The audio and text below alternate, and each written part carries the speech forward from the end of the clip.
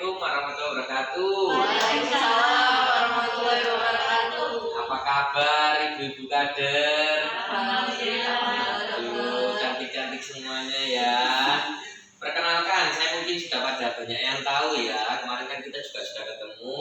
Saya Dr. Mustafa dari Puskesmas Gadingrejo Kota Pasuruan. Nah, kenapa sih ibu-ibu sekarang dikumpulkan di sini? Karena sekarang kita akan melakukan simulasi pengecekan gula darah. Loh, untuk apa? Karena kemarin ibu-ibu kan sudah belajar tentang screening asik ya. Ya. Sudah pada paham semuanya caranya? Sudah punya akun semuanya? Sudah. Oke, jadi nanti kita di salah satu screening asik itu ada memasukkan pemeriksaan gula darah. Nah, sekarang kita harus belajar bagaimana caranya untuk melakukan tes itu karena kader pun sudah boleh melakukan tes gula darah. Iya, sudah boleh. Jadi nanti ibu-ibu makin keren ya, bisa mengecek di rumah ya. Cuman harus diperhatikan, mengecek ini ada beberapa langkah yang harus diketahui karena apa? Supaya hasilnya bisa valid. Ya percuma kalau misalkan jenengan datang ke sana ngecek tapi nggak sesuai prosedur, nggak sesuai langkah, akhirnya hasilnya yang didapatkan kurang maksimal. Jadi sekarang kita satu hari ini akan membahas tentang bagaimana caranya dan apa aja alat-alat yang perlu diperhatikan. Ya, oke. Saya duduk dulu nggak apa-apa ya ini?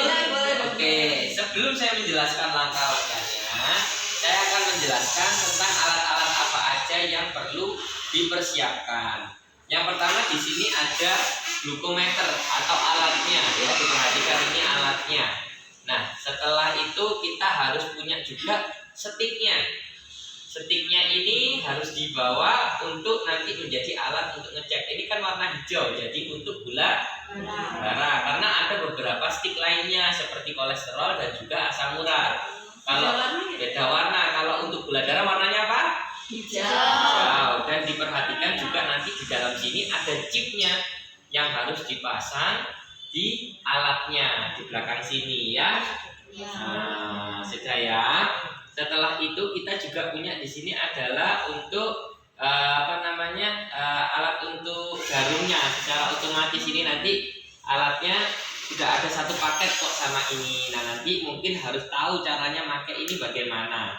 Ya, nanti akan saya jelaskan. Ini saya jelaskan alat-alatnya dulu. Yang kedua ini kan untuk jarum suntik otomatisnya. Nah, kita juga harus punya jarumnya. Ingat ini jarumnya sudah steril, jadi harus disimpan dengan benar. Setelah itu kita juga butuh kapas ya atau alkohol swab yang 70%. Ingat ya, yang 70%. Nanti gimana cara menggunakannya akan saya jelaskan.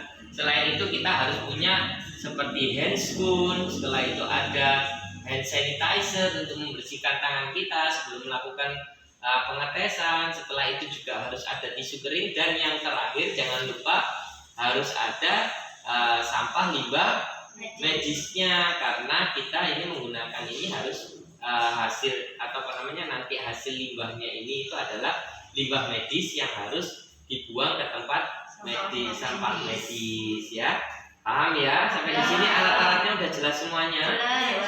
Jelas. Oke, sekarang kita akan praktekkan langsung, akan saya simulasikan di depan ibu-ibu semuanya. Siapa di sini yang mau jadi probandus atau menjadi yang mau dicek gula darahnya sebagai contoh?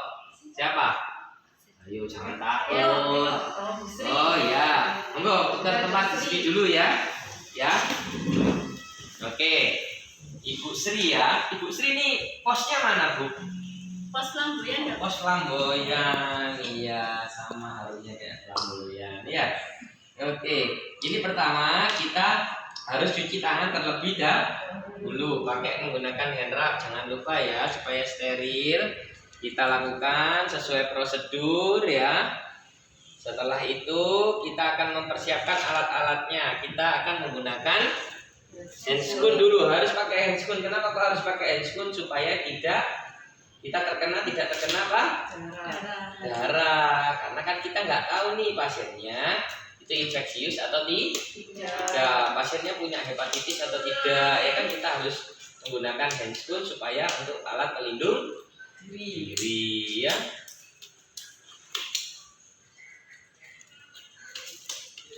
Setelah kita menggunakan handscoon, kita akan mempersiapkan alat-alatnya ya.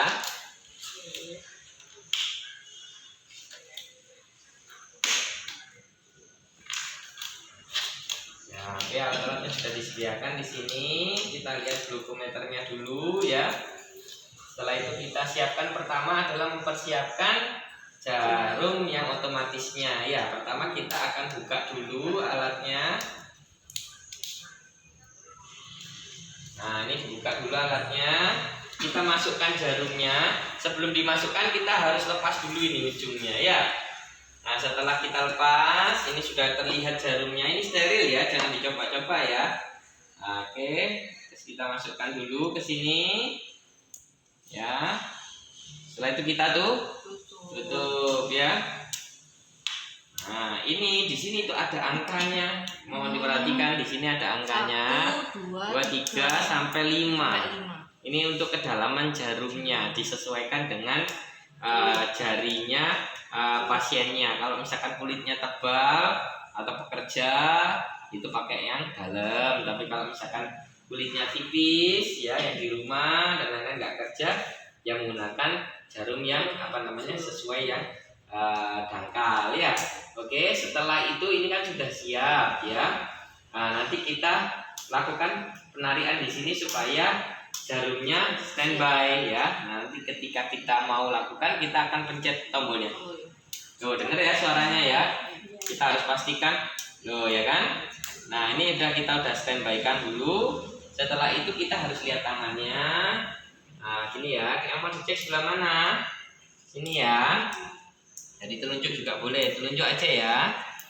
Nah, setelah itu kita bersihkan menggunakan alkohol swab ya. Sebelum itu sebelum membersihkan, setelah kita melihat sudah diatur juga, kita siapkan sticknya dulu.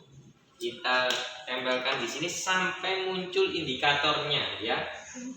Yang hitam yang ujungnya ya, karena di sini ada tulisan lambang darah. Jadi nanti akan masuk darah lewat sini ya. Kita masukkan dulu di sini. Nah, nanti akan muncul kodenya, dan juga di sini ada di ujung glue ya, itu namanya glukosa atau gula darah. Oke ya, udah gini sudah berarti alatnya sudah siap. Kita lakukan pembersihan menggunakan alkohol swab 70% ya. Nah, kita cek dulu, permisi. Nah, setelah kita swabkan, kita tunggu sampai kering ya. Oke, kita tunggu sampai kering dulu. Sambil kita tekan-tekan supaya darahnya berkumpul di ujung ya. Setelah ditusuk, jangan panik karena ada darah ya. Takutnya ada kadang kader yang panik melihat darah ya. Ya, saya percaya insya Allah nanti dilatih pelan-pelan, nggak bakalan kaget kalau lihat darah. Setelah itu kita sudah kering ya. Kita lakukan tempel saja yang alat untuk injeksi otomatisnya di sini. Kita tekan tadi ya. Oke, nah ini sudah keluar darahnya ya. Pastikan bahwa darah ini cukup untuk diteteskan, biasanya 1-2 tetes untuk diteteskan di alat ini ya.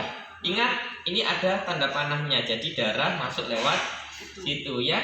Jadi setelah itu kita lakukan tempel ya. Kita tempelkan. Nah, sampai terpenuhi dan nanti ada waktunya. Dia akan terhitung mundur dan kita lihat hasilnya. Sementara itu kita harus lakukan bersihkan darahnya. Oke. Di sini kita dapatkan hasil 106 untuk gula darahnya. Nah, interpretasinya dari 106 ini kan kita melakukannya ini dalam keadaan acak atau sewaktu ya. Jadi patokan kita gampang sekali adalah angka 200. Kalau misalkan di bawah 200 masih normal. Kalau misalkan di atas 200 berarti orang itu bisa dikatakan dalam kondisi hiperglikemi atau gula darahnya berlebihan. Nah, setelah tahu interpretasinya dicatat dulu. Setelah itu jangan lupa ini adalah sampah medis. Sampah medisnya harus dibuka, dimasukkan, dibuang ke sampah medis. Oke ya. Setelah itu alat bisa dikembalikan. Ada satu lagi yang dibuang ke sampah medis, apa? Jarumnya, betul sekali. Jadi nanti kita buka dulu. Ini jangan lupa dimasukkan juga jarum medisnya ke sampah medis. Setelah itu kita kembalikan lagi alatnya ke tempatnya masing-masing. Setelah itu kita buka handscoon. Setelah buka handscoon kita jangan lupa apa? Cuci Cuci tangan tangan. lagi ya. Kita taruh aja juga di sampah medisnya. Nanti kita akan bawakan semuanya alat-alat ini untuk ibu-ibu ya. Setelah saya menjelaskan, apakah ada yang mau ditanyakan? Sudah paham ya? Sudah bisa insya Allah ya. Sebentar lagi nanti kita akan saling mencoba dan kita akan praktek sendiri-sendiri sesuai dengan yang saya jelaskan tadi. Sudah ya? Mungkin itu saja kita. Saya Dr. Mustafa dari Puskesmas Gadingrejo. Saya juga bersama tim-tim saya juga ada Bu Sri Wahyuni dan juga Anissa Firdaus dalam hal ini ya. Oke? Terima kasih. Kurang lebihnya saya mohon maaf. Wassalamualaikum warahmatullahi wabarakatuh. Waalaikumsalam warahmatullahi